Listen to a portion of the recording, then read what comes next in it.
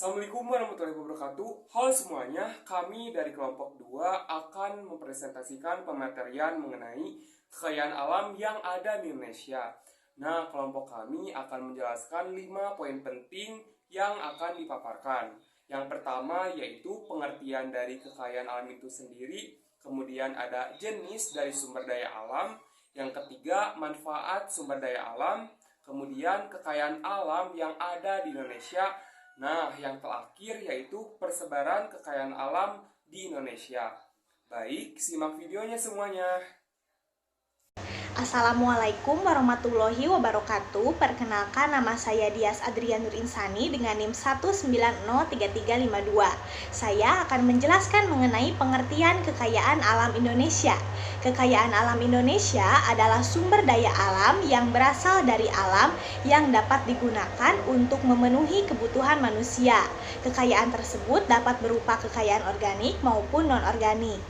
Sumber daya alam itu terbagi menjadi dua, yaitu sumber daya alam yang dapat diperbaharui dan juga sumber daya alam yang tidak dapat diperbaharui.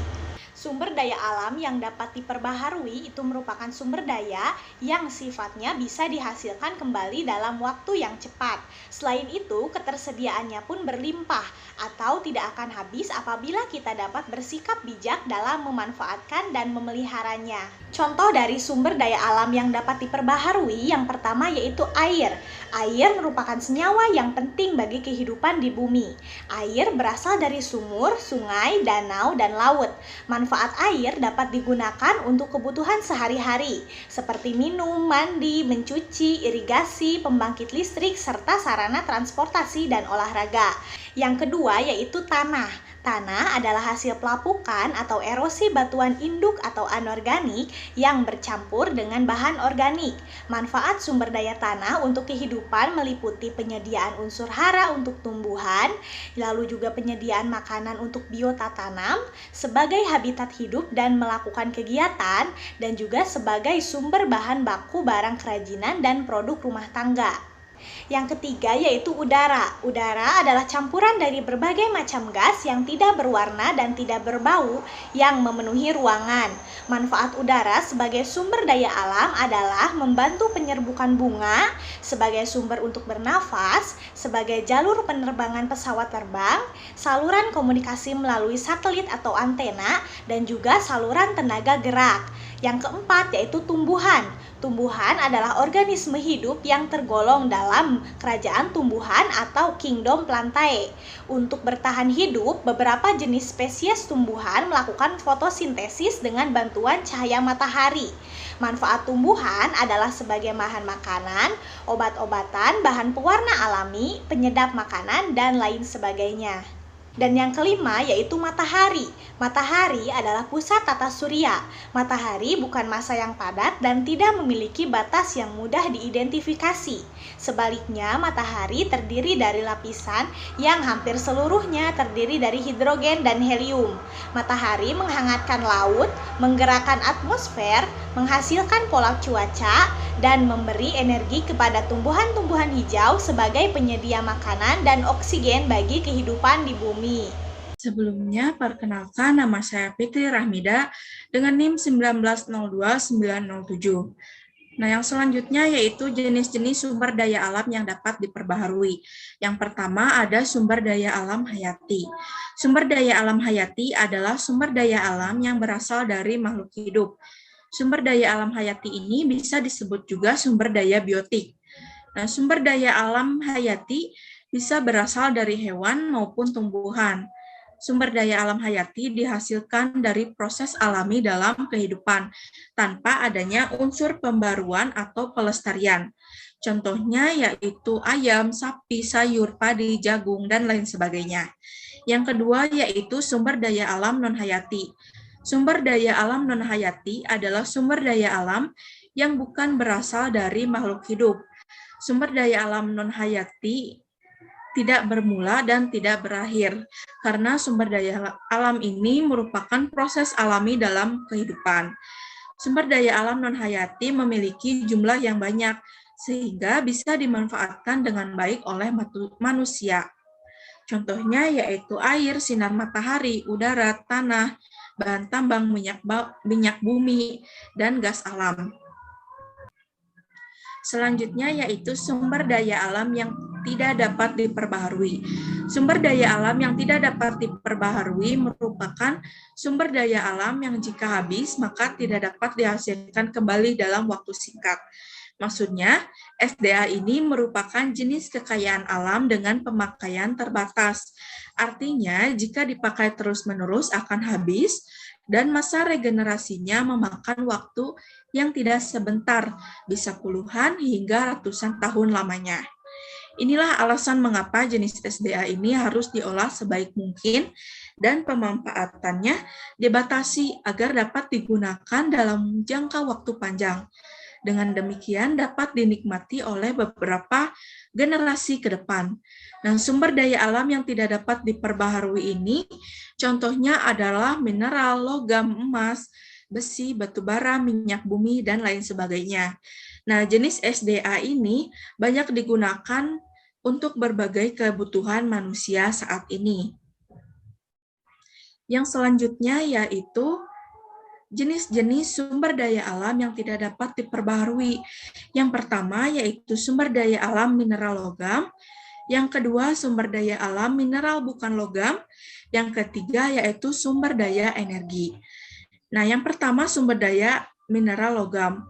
Nah, mineral logam menjadi komoditas andalan Indonesia, diantaranya besi, emas primer, tembaga, nikel, bauksit, dan perak. Yang selanjutnya, sumber daya alam mineral bukan logam. Di Indonesia, komoditas non-logam berupa zeolit, pasir kuarsa, batuan karbonat, marmer, granit, pasir dan batu, dan mineral, serta batuan non-logam lainnya yang dapat ditemukan di berbagai daerah di Indonesia. Yang selanjutnya sumber daya energi. Sumber daya energi diekstrak menghasilkan bentuk energi yang dapat dimanfaatkan untuk kehidupan lebih lanjut. Nah, yang termasuk sumber daya energi yaitu batu bara, minyak, dan gas bumi, serta panas bumi.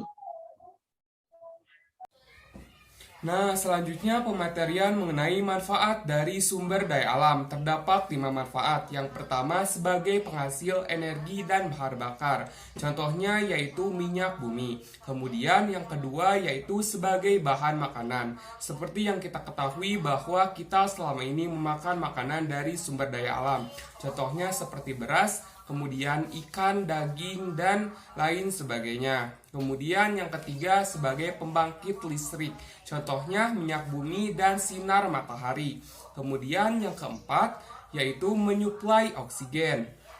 Menyuplai oksigen ini berasal dari tumbuhan sebagai cadangan dari devisa negara. Nah, yang terakhir menjaga kelestarian alam. Tentu saja kekayaan alam yang ada di Indonesia dapat menjaga kelestarian alam. Nah, selanjutnya yaitu kekayaan alam yang dimiliki Indonesia. Yang pertama, tambang emas. Seperti yang kita ketahui bahwa tambang emas terkenal di Indonesia, bahkan di luar negeri pun, yaitu tambang emas PT Freeport yang ada di Indonesia atau Papua. Kemudian yang kedua yaitu tambang batu bara.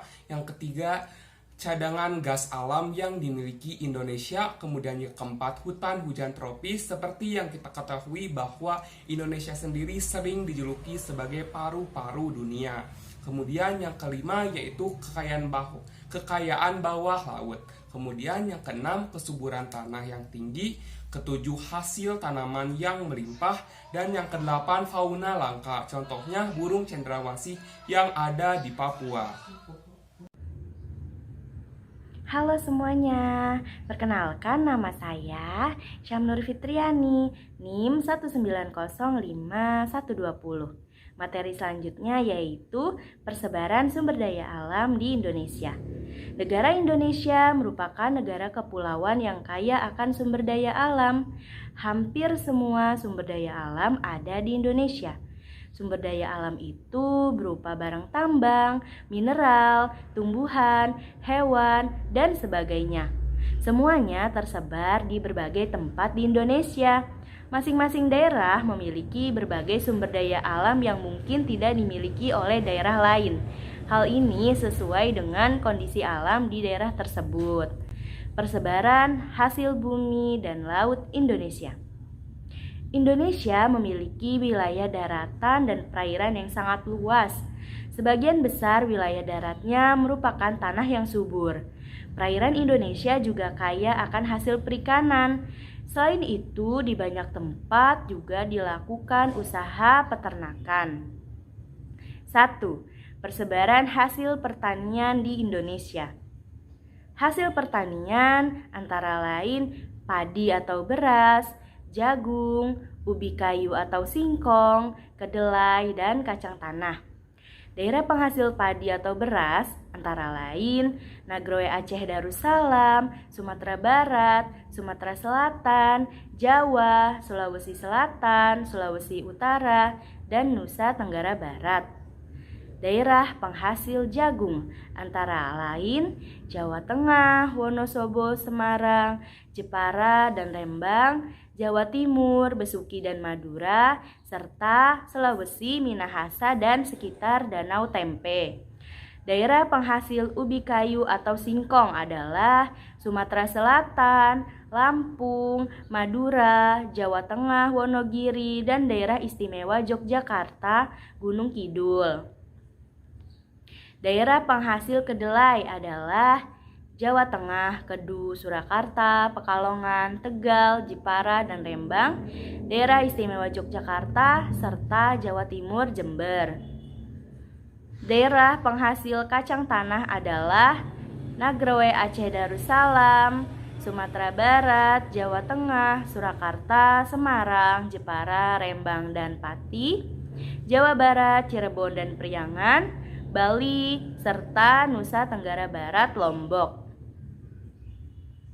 Persebaran hasil perkebunan di Indonesia. Hasil perkebunan antara lain tebu, tembakau, teh, kopi, karet, kelapa atau kopra, kelapa sawit, coklat, pala, cengkeh, lada, dan vanili. Daerah penghasil tebu yaitu Jawa Barat, Jawa Tengah, daerah istimewa Yogyakarta, Jawa Timur, dan Sumatera Nagroi Aceh Darussalam. Daerah penghasil tembakau adalah Sumatera Utara, Deli, Sumatera Barat, Payakumbuh, Bengkulu, Sumatera Selatan, Palembang, Jawa Tengah, Surakarta, Klaten, Dieng, Kedu, Temanggung, Parakan, dan Wonosobo, serta Jawa Timur, Bojonegoro, dan Besuki. Daerah penghasil teh yaitu Jawa Barat, Bogor, Sukabumi, dan Garut. Jawa Tengah, Pegunungan Dieng, Wonosobo, Temanggung, dan Pekalongan.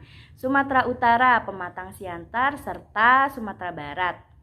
Daerah penghasil kopi yaitu Jawa Barat, Bogor, dan Priangan. Jawa Timur, Kediri, dan Besuki. Sumatera Selatan, Palembang, Bengkulu, Bukit Barisan. Sumatera Utara, Deli dan Tapatuli. Lampung, Liwa, Sulawesi, Pegunungan Virbek, serta Flores, Manggarai. Daerah penghasil karet yaitu Nagroi Aceh Darussalam, Tanah Gayo, dan Alas. Sumatera Utara, Kisaran, Deli, dan Serdang. Bengkulu, Rejang Lebong. Jawa Barat, Sukabumi, dan Priangan. Jawa Tengah, Banyumas, dan Batang. Jawa Timur, Kawi, dan Kelut, serta Kalimantan Selatan, Pegunungan Meratus. Daerah penghasil kelapa atau kopra yaitu Jawa Barat, Banten, dan Priangan. Jawa Tengah, Banyumas. Daerah istimewa Yogyakarta, Jawa Timur, Kediri, Sulawesi Utara, Minahasa, Sangihe, Talahut, dan Gorontalo, serta Kalimantan Selatan, Pegunungan Meratus. Daerah penghasil kelapa sawit adalah Nagroi Aceh Darussalam, Pulau Simele, serta Sumatera Utara, Pulau Nias, Pulau Prayan, Medan, dan Pematang Siantar. Daerah penghasil coklat adalah Jawa Tengah, Salatiga, dan Sulawesi Tenggara. Daerah penghasil pala adalah Jawa Barat dan Maluku. Daerah penghasil cengki adalah Nagroi Aceh Darussalam, Sumatera Utara, Tapatuli, Jawa Barat, Banten, dan Priangan, Jawa Tengah, Banyumas, Sulawesi Utara, Minahasa, serta Maluku. Daerah penghasil lada adalah Lampung, Bengkulu, Sumatera Selatan, Palembang, dan Pulau Bangka, serta Kalimantan Barat. Daerah penghasil vanili adalah Flores, Manggarai, dan Bejawa, serta Papua. 3. Persebaran hasil kehutanan di Indonesia. Hasil kehutanan antara lain kayu dan rotan. Jenis kayu yang dihasilkan antara lain keruing, meranti, agatis, jati, cendana, akasia, dan rasamala. Daerah penghasil kayu keruing, meranti, dan agatis adalah Kalimantan, Sulawesi, dan Papua. Daerah penghasil kayu jati adalah Jawa Tengah. Daerah penghasil kayu cendana adalah Nusa Tenggara Timur. Daerah penghasil kayu akasia dan rasamala adalah Jawa Barat. Daerah penghasil rotan adalah Kalimantan, Sumatera Barat, dan Sumatera Utara. 4. Persebaran hasil peternakan di Indonesia. Hasil peternakan antara lain sapi, kerbau, kuda, dan babi. Berikut ini persebaran hasil peternakan di Indonesia.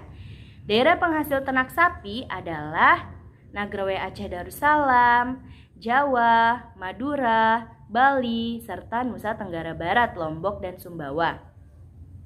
Daerah penghasil kerbau adalah Nagrawe Aceh Darussalam, Sulawesi, dan Jawa. Daerah penghasil kuda adalah Nusa Tenggara Timur, Pulau Sumba, dan Sumatera Barat. Daerah penghasil ternak babi adalah Bali, Maluku, Sulawesi Utara, Minahasa, Sumatera Utara, Tapatuli, dan Jawa Barat, Karawang. 5. Persebaran hasil perikanan di Indonesia. Hasil perikanan Indonesia antara lain udang, bandeng, terubuk, tenggiri, cumi-cumi, rumput laut, tiram, mutiara, dan tongkol. Budidaya udang dan bandeng terdapat di pantai utara, Jawa, Sumatera, dan Sulawesi. Daerah penangkapan ikan nelayan tradisional dan modern antara lain Sumatera Timur, bagian Siagi Api, dan Bengkalis untuk jenis ikan terubuk. Adapun ikan tenggiri, cumi-cumi, udang, rumput laut, dan ikan layang-layang ditangkap di daerah laut Jawa, Selat Sunda, Pantai Selatan Cilacap, Selat Bali, Selat Flores, dan Selat Makassar. Kepulauan Maluku, Ambon menghasilkan tiram, mutiara, dan tongkol. Budidaya ikan di darat bermacam-macam, antara lain di tambak atau empang, waduk atau bendungan, sawah atau mina padi, sungai atau sistem keramba, dan danau. Persebaran hasil tambang di Indonesia. Indonesia merupakan negara yang kaya akan bahan tambang. Bahan tambang dimanfaatkan untuk memenuhi kebutuhan hidup. Hasil bahan tambang Indonesia tersebar tidak merata. Selain itu, jenis bahan tambang yang dimiliki satu daerah dengan daerah lain berbeda-beda. Hasil bahan tambang Indonesia antara lain minyak bumi, bauksit atau biji aluminium, batu bara, besi, timah, emas, tembaga, nikel, marmer, mangaan, aspal, belerang, dan yodium. Minyak bumi. Tambang minyak bumi di Indonesia adalah sebagai berikut. Tambang minyak bumi di Pulau Sumatera terdapat di Nagrawe Aceh Darussalam, Lok Sumawe, dan Perela, Sumatera Utara, Tanjung Pura, Riau, Sungai Pakning, dan Dumah, serta Sumatera Selatan, Pelaju, Sungai Gerong, dan Muara Enim. Tambang minyak bumi di Pulau Jawa terdapat di Jawa Timur, Wonokromo dan Delta, Jawa Tengah, Cepu dan Cilacap, serta Jawa Barat, Majalengka, dan Jatibarang. Tambang minyak bumi di Pulau Kalimantan terdapat di Kalimantan Timur, Balikpapan, Pulau Tarakan, Pulau Bunyu, dan Sungai Mahakam, serta Kalimantan Selatan, Amuntai, Tanjung, dan Rantau. Tambang minyak bumi di Maluku terdapat di Pulau Seram dan Tenggara. Tambang minyak bumi di Papua terdapat di Klamono, Sorong, dan Babo. Penambangan bauksit biji aluminium berada di daerah Riau, Pulau Bintan, dan Kalimantan Barat, Singkawang. Penambangan batu bara terdapat di Sumatera Barat, Ombilin dan Sawah Lunto. Sumatera Selatan, Bukit Asam dan Tanjung Enim, Kalimantan Timur, Lembah Sungai Berau dan Samarinda, Kalimantan Selatan, Kota Baru atau Pulau Laut, Kalimantan Tengah, Puruk Cahu, Sulawesi Selatan, Makassar, dan Papua Klamono. Penambangan besi terdapat di daerah Lampung, Gunung Tegak, Kalimantan Selatan, Pulau Sebuku, Sulawesi Selatan, Pegunungan Firbek, dan Jawa Tengah, Cilacap. Penambangan timah terdapat di daerah Pulau Bangka, Sungai Liat, Pulau Belitung, Manggarai, dan Pulau Singkep, Dabo.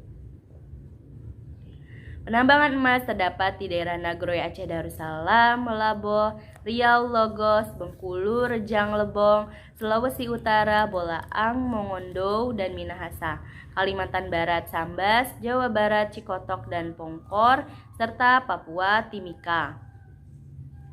Penambangan tembaga terdapat di daerah Papua, Tembagapura. Penambangan nikel terdapat di daerah Sulawesi Tenggara, Sorowako. Penambangan marmer terdapat di daerah Jawa Timur, Tulungagung, Lampung, Makassar, dan Timor. Penambangan mangaan terdapat di daerah istimewa Yogyakarta, Keliripan, Jawa Barat, Tasikmalaya, dan Kalimantan Selatan, Martapura. Penambangan aspal terdapat di daerah Sulawesi Tenggara, Pulau Buton. Penambangan belerang terdapat di daerah Jawa Barat, Gunung Patuha, dan Jawa Timur, Gunung Welirang. Penambangan yodium terdapat di daerah Jawa Tengah, Semarang, dan Jawa Timur, Mojokerto. Sekian dari saya, terima kasih. Alhamdulillah, semua pematerian sudah selesai dilaksanakan. Sekian dari kelompok kami. Mohon maaf apabila ada kesalahan kata maupun perbuatan. Wassalamualaikum warahmatullahi wabarakatuh.